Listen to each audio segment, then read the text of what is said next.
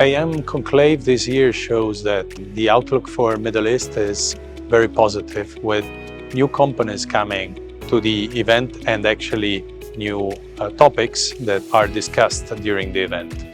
So we can notice, being here present as Caracol, that there's a lot of interest about many different industries on different technologies.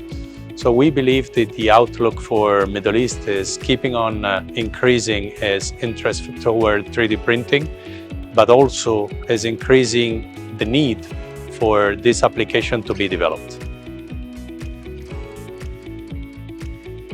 Yeah, as you said, we were here last year and we noticed that the event is becoming bigger and more populated. Also, more authorities are coming to the event and also being on the stage. This is positive because it means that the event and the organization is mixing perfectly with the local authorities.